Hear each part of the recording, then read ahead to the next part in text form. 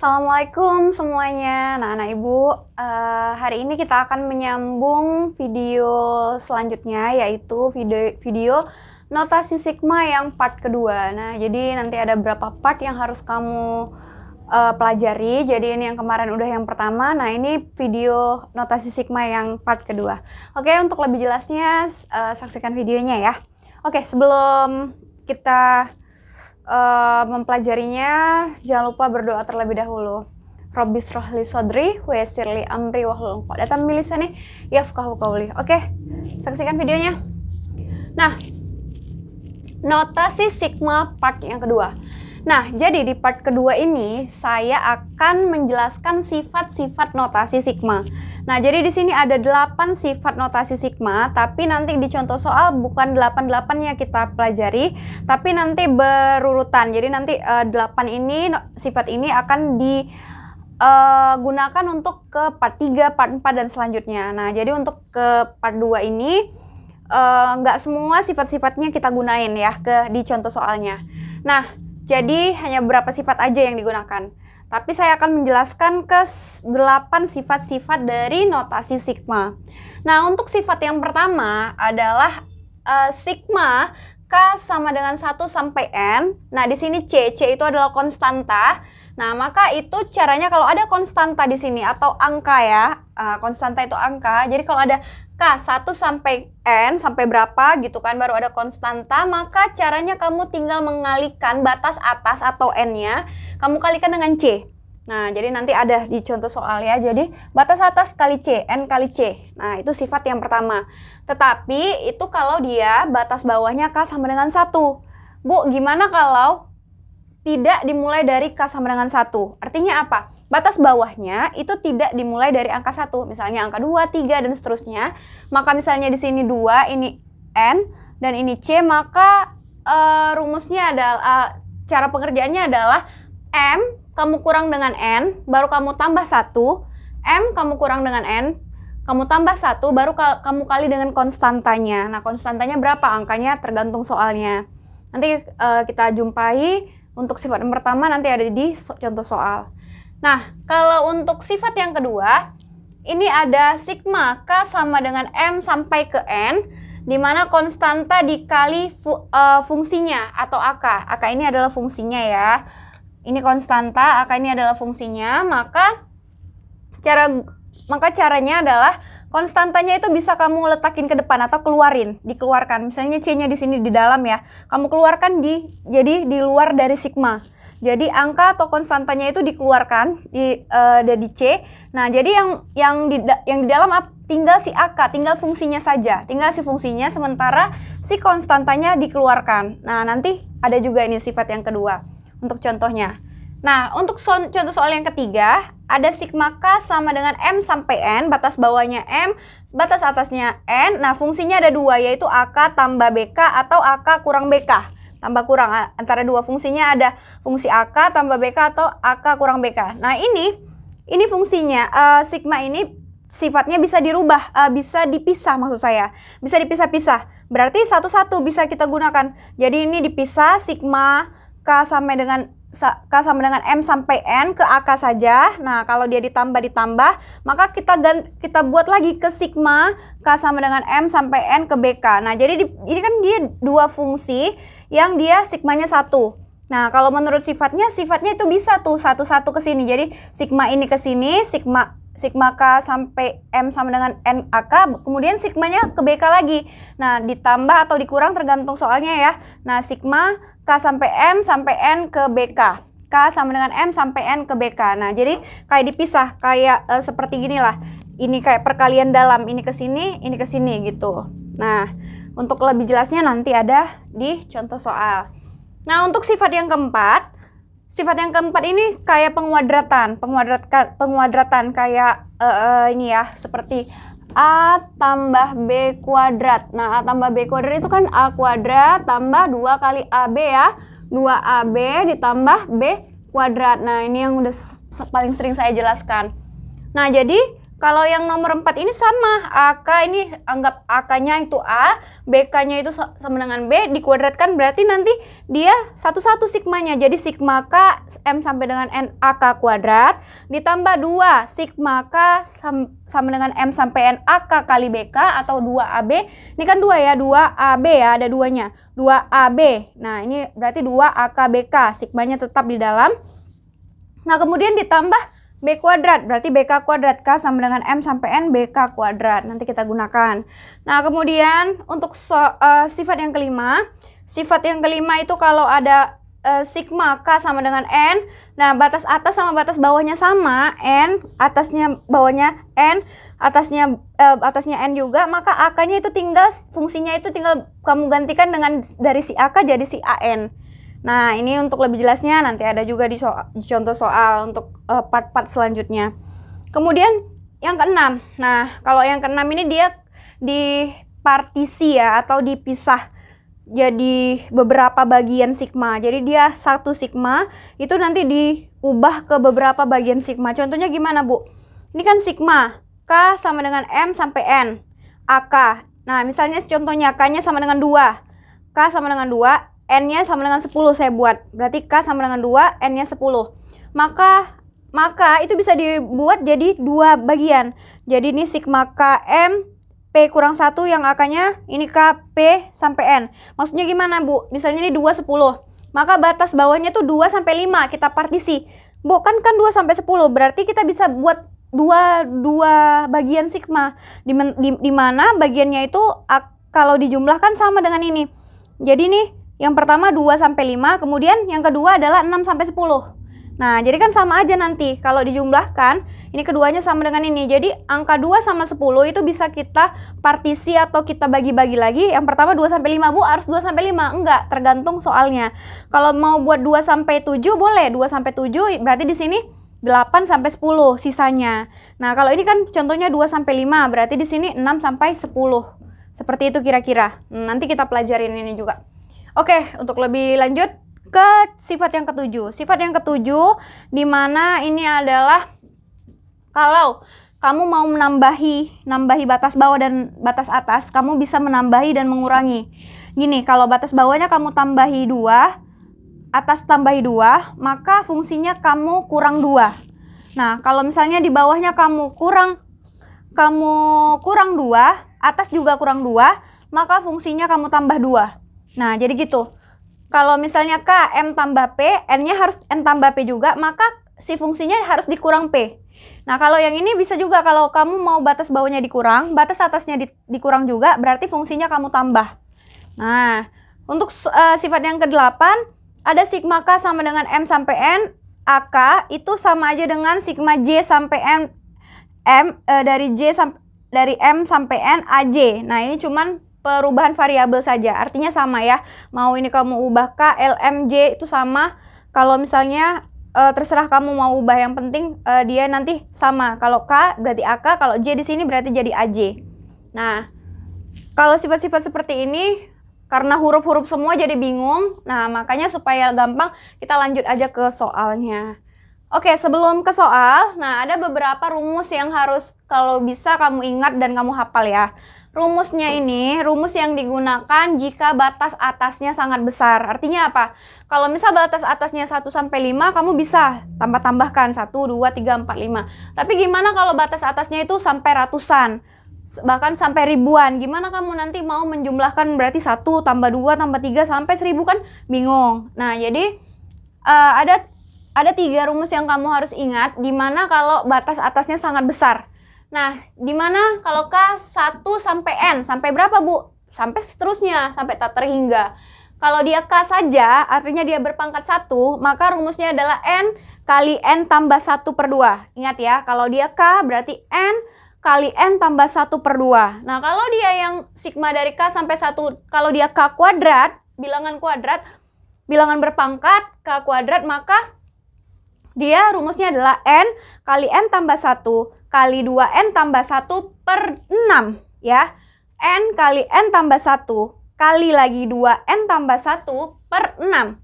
Nah, kalau yang ketiga, kalau dia bentuk pangkat 3 atau kubik, ini K1 sampai N, maka ini gampang saja. Ini berarti yang ini, yang K dikuadratkan. Rumus yang K tadi dikuadratkan, itu aja bedanya. Berarti N kali N tambah 1/2 itu kan untuk K. Berarti kalau K pangkat 3, N kali N tambah 1/2 pangkat 3. Nah gitu ya. Jadi ini harus diingat, dihafal. Jadi kalau bisa di luar kepala, kalau ada rumus, jadi kamu tinggal hafal, tinggal ingat, tinggal catat gimana pengerjaannya.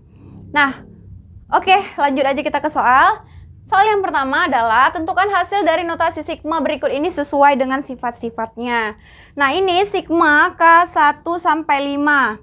Bu, bisa nggak Bu? Kita buat ini 1, berarti 2 kali 1, tambah 2 kali 2, tambah 2 kali 3, tambah 2 kali 4, tambah 2 kali 5. Itu bisa, itu sama hasilnya dengan kalau kita mau gunakan sifat ini, ya sama dengan hasilnya. Tapi ini dalam pengerjaan matematikanya, duanya ini bisa dikeluarkan. Lebih gampang nanti kamu nyarinya, duanya kamu keluarkan. Berarti ini kan 2 dikeluarkan, itu menurut sifat yang kedua. Nah, sifat kedua ini kalau ada konstanta, ini kan konstanta 2 nih ya. 2, keluarkan C-nya, berarti ini keluar 2 sigma K1 sampai 5, di sini tinggal si K. 2 K1 sampai 5 tinggal si K, berarti tinggal masukkan 2 dikali masukkan 1 kan. 1 tambah 2 tambah 3 tambah 4 tambah 5. Kenapa Bu? Ya udah K-nya dari 1 sampai 5. Berarti gantikan setiap K jadi angka 1, K tambah sampai 2, K tambah 3, K tambah 4, K tambah 5. Berarti ini 2 dikali 1 tambah 2, 3, 3 tambah 3, 6, 6 tambah 4, 10, 10 tambah 5, 15, berarti 2 kali 15 sama dengan 30. Nah, cara pengerjaan seperti ini lebih gampang dibanding dengan kamu langsung mengalihkan 2 kali sekian. Jadi Bu, nanti kalau misalnya konstantanya besar, itu lebih payah lagi kalau kamu konstantanya nggak kamu keluarkan. Nah, jadi ini keluarkan dulu, jadi tinggal si K. Nah, ini. Bu, K ini bisa nggak Bu pakai rumus ini? Bisa. Nanti kalau kamu tinggal masukkan aja ini, hasilnya sama 15 ya. Nah, kalau kamu masukkan 1 sampai 5, berarti ini tinggal gantikan 15 ini. Kan ini tinggal kamu pakai rumus yang ini. Bisa. Tapi saya nggak memakai rumus yang ini. Kenapa? Karena ini biasanya digunakan untuk rumus yang sangat-sangat besar. Kalau ini kan cuma gampang saja menjumlahkannya. Tapi kalau kamu mau pakai rumus ini juga bisa. Kita tes ya. Nah, ini kan 1 sampai, kan ini tinggal K Bu. Pakai rumus yang ini aja lah Bu. Berarti ini sampai 5 batas atasnya ya. Kan 1 sampai 5. Berarti si N-nya sama dengan 5. Berarti 5 tambah 1 per 2. Berarti sama dengan 5. 5 tambah 1, 6 per 2. 5 kali 6, 30 per 2. Berarti sama dengan 15. Nah, sama kan? 15. Nah, jadi ini K-nya itu 15 kali 2 konstantanya tadi sama dengan 30. Nah, bisa juga gunakan rumus yang ini ya. Oke. Selanjutnya untuk yang B. Untuk yang B ini ada 2 fungsi AK sama BK. Itulah dia kan. Nah, ini kan menurut sifat AK sama BK ada sifat. Ini sifat yang ketiga. Nah, sifat ketiga dia kita pecah-pecah. Nih, kita pecah-pecah. Kita pecah-pecah jadi biar pengerjaannya lebih gampang. Kita pecah-pecah di mana sigma K1 sampai 5, yang pertama K kuadrat kita pecah. Nah, kemudian ditambah dengan sigma K1 sampai 5 3K. Nah, ya kan? Nah, kemudian yang ini sigma K1 sampai 5, ini tetap K kuadrat ditambah. Nah, ini ada 3, ada konstanta Bu. 3-nya bisa dikeluarkan. Iya, dikeluarin ya. Biar lebih gampang. 3 dikali sigma K1 sampai 5, di sini tinggal si K. Ya kan? Nah, berarti di sini udah K kuadrat, berarti 1 kuadrat ditambah 2 kuadrat ditambah 3 kuadrat ditambah 4 kuadrat ditambah 5 kuadrat. Ya kan? Nah, kemudian ditambah. Ini 3 dikali ya, ini K. Berarti ini 1 tambah 2 tambah 3 tambah 4 tambah 5. 3-nya keluar ya kan? Nah, kan ini 1 sampai 5, berarti 1, 2, 3, 4, 5. Nah, ini tinggal kamu jumlahin aja. 1 kuadrat 1, tambah 2 kuadrat 4, 3 kuadrat 9, 4 kuadrat 16, 5 kuadrat 25. Kemudian ditambah 3 dikali 1 tambah 2, 3, 3 tambah 3, 6, 6 tambah 4, 10, 10 tambah 5, 15. Nah, ini kalau ditotalin, ini 45, ini kalau nggak salah saya 65. Nah, totalnya 55 ya. 55. Totalnya berarti 100. Nah, kita tes. Bu, ini K kuadrat. 1 kuadrat, 2 kuadrat, 3 kuadrat, 4 kuadrat, 5 kuadrat. Hasilnya 55, Bu. Kalau mau pakai rumus ini, Bu, ini kan ada K kuadrat. Pakai rumus ini, sama nggak, Bu, hasilnya 55? Nah, kita tes ya. Ini hasilnya 55 ya. Kita tes, berarti ini kan 1 sampai 5. N-nya berarti 5. Berarti ini 5 kali 5 tambah 1 dikali 2 kali 5 tambah 1 per 6. Berarti sama dengan 5 kali 5 tambah 1, 6. Dikali 2 kali 5, 10. 10 tambah 1, 11 per 6. Nah, coret-coret tinggal 5 kali 11 sama dengan 55. Pas hasilnya. Bu, ini 1 sampai 5. Benar nggak 45 tadi? Nah, tadi ya sama ya. Kalau dia 1 sampai 5 tadi kan benar. Kalau menggunakan rumus ini tadi kan 45. Nah, gitu ya. Jadi boleh gunakan rumus ini, boleh langsung. Tapi biasanya boleh langsung seperti ini, penjumlahan seperti ini. Tapi biasanya ini rumusnya digunain kalau dia itu 100, 50, 25 atau yang besar-besar batas atasnya. Oke, untuk selanjutnya kita langsung saja ke nomor 3. Nomor 3 atau yang C ini sigma K sama dengan 1 sampai 50 untuk K pangkat 3. Nah, ini kan udah langsung ini K pangkat 3. Berarti ini sampai 50. Kalau kamu buat 1 kuadrat tambah 2 kuadrat, 3 kuadrat, 4 kuadrat, 5 kuadrat. Nah, ini susah. Nah, jadi langsung aja ke rumus. Langsung rumus untuk K kuadrat. Berarti kan N tambah 1 per 2 dikuadratkan. Nah, langsung ini berarti sama dengan N. 1 sampai 50 berarti N-nya 50. Berarti ini 50 kali 50 tambah 1 per 2. Kemudian dikuadratkan. Berarti sama dengan 50. 50 tambah 1, 51 per 2 dikuadratkan. Berarti 50 bagi 2, 25. Dikali 51. Kemudian dikuadratkan, itu sama dengan 1275. Nanti kamu cek di kalkulator aja. Ini dikuadratkan, berarti sama dengan totalnya adalah 1.625.625. 1.625.625. Ini cuman matematika biasa ya. Jadi saya pastikan kamu bisa. Oke, untuk selanjutnya nomor D, ini saya akan hapus ini dulu ya, yang ABC. Baru kita kerjakan soal yang D. Bentar ya, kita hapus dulu. Oke, lanjut kita yang keempat, yang D, yaitu soalnya adalah sigma K 1 sampai 100, di mana K kuadrat dikurang 10K ini ya. Salah, K kuadrat dikurang 10K ditambah 10.